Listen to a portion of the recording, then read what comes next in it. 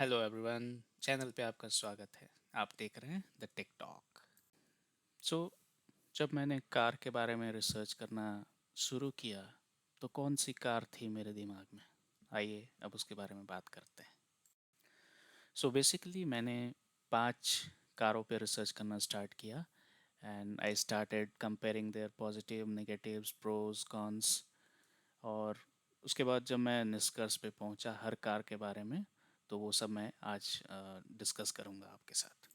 सो मेरे लिस्ट में सबसे पहली कार थी नेक्सन, टाटा की नेक्सन, जो कि एक बहुत ही सक्सेसफुल कार है and it has the build quality as 5, nothing can beat it.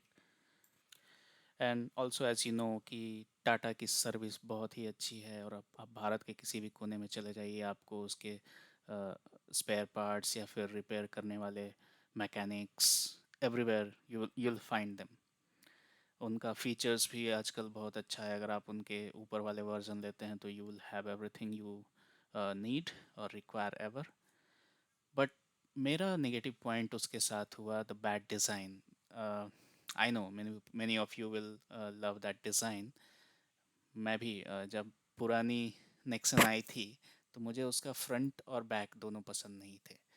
So front को उन्होंने नए वर्जन फेसलिफ्ट के साथ चेंज किया जो कि बहुत ही अट्रैक्टिव है and even I love it. But उनका बैक स्टिल वैसा ही का वैसा है। सो नेक्सन की तरफ न जाने का मेरा soul reason was the back, the design of the back. सो इस तरह नेक्सन पे मैंने रिसर्च करके उसको 2 नंबर पे रखा। मेरे लिस्ट में दूसरे नंबर की कार थी किया की सोनेट, जो कि एक बहुत ही सुंदर डिज़ाइन के साथ है एंड द फीचर वाइज भी ये बहुत अच्छी है। लेकिन किया की तरफ न जाने का मेरा रीज़न ये रहा कि सर्विस जो है कि you won't be getting it everywhere in the world, I mean in India. हमें तो भारत से मतलब है। अगर if you are going to your native वहाँ पे आपको सर्विस सेंटर्स नहीं मिलेंगे। और बहुत सारे मैकेनिक्स हैं जो कि इसको नहीं जानते हैं। ऑल्दो किया और हुंडई दोनों सेम कंपनी है, सेम पेरेंट कंपनी है इनकी, but still you won't be finding it everywhere. So इसलिए मैंने किया सोनेट को भी पीछे रखा एंड इसका बिल्ड क्वालिटी भी उतना अच्छा नहीं है। Although the design is very beautiful. मुझे वो सबसे ज़्यादा डिज़ाइन में सबसे अच्छी कार सोनेट थी, लेकिन फिर भी मुझे इसे अपने लिस्ट में नीचे रखना पड़ा। फिर मेरे लिस्ट में एक और कार थी जो कि बहुत कंफ्यूज किया मुझे, जो कि हुंडई की वेन्यू।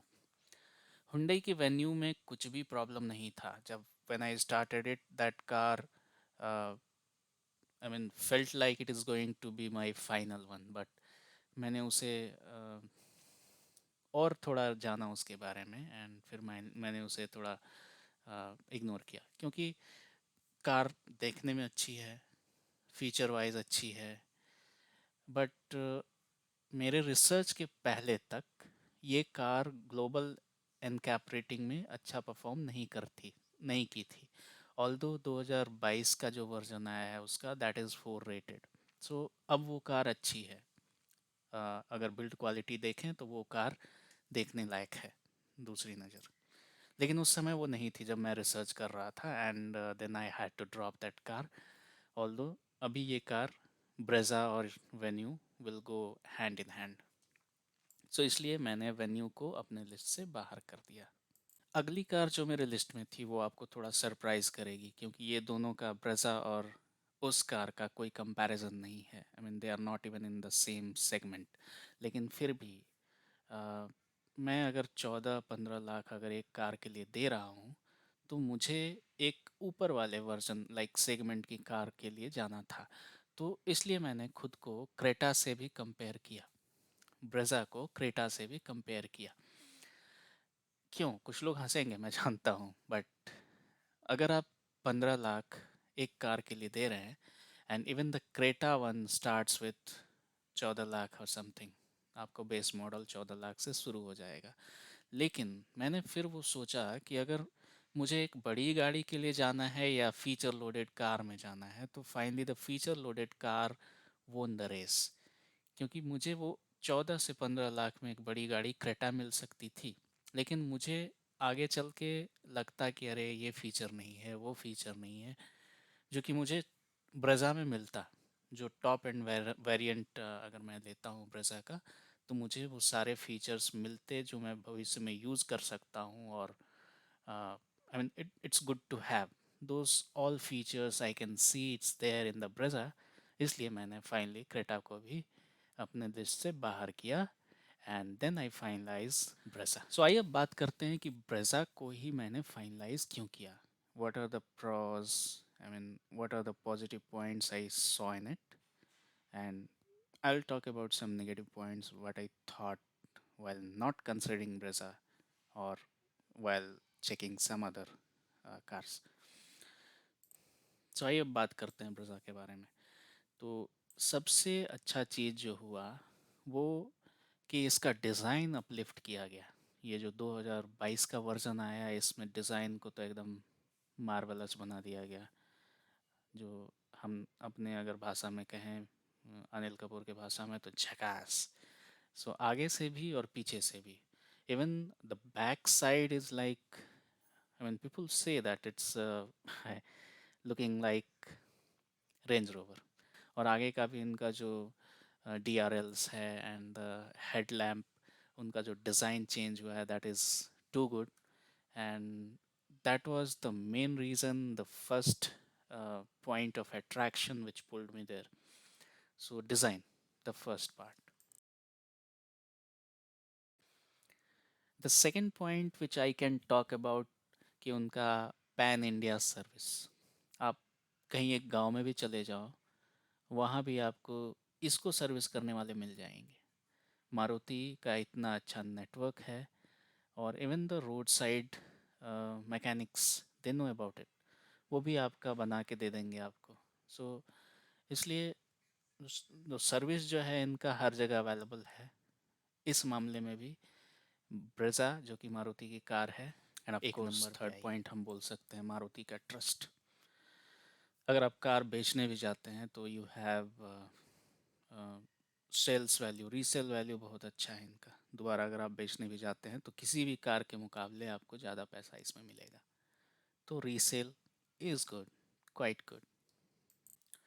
मारुति के बारे में एक परसेप्शन है, लोग कहते हैं कि मारुति की सारी कारें टीन का डब्बा है, बट इनकी ये पहली कार थी ब्रेज़ा जिसने ग्लोबल एनकैप रेटिंग में 4 स्टार अर्न किया।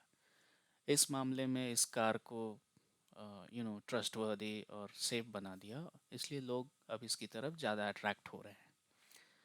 दूसरा पॉइंट था कि इसमें सारे फीचर मिलेंगे मुझे जो कि एक फ्यूचरिस्टिक कार में मुझे चाहिए।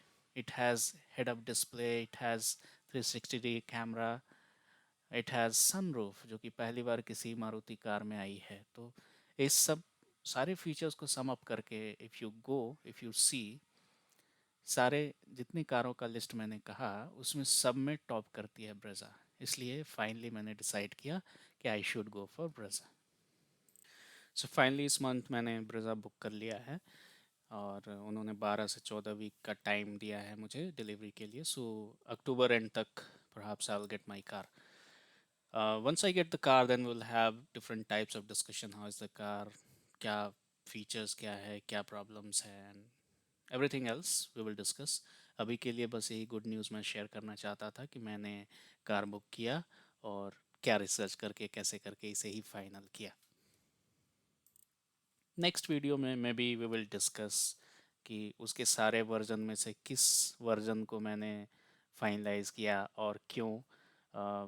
डिफरेंट कलर ऑप्शंस हैं तो उसमें से किस कलर को मैंने चूज़ किया, ये सब let's talk in a different video. अभी के लिए बस इतना ही। सो वीडियो देखने के लिए थैंक्स अ लॉट, एंड अभी तक आप अगर बने हैं तो please subscribe the channel and just give a like, so it will encourage me to make more videos like this. It's harder to get, harder to get, harder to get. Harder to get, harder to get.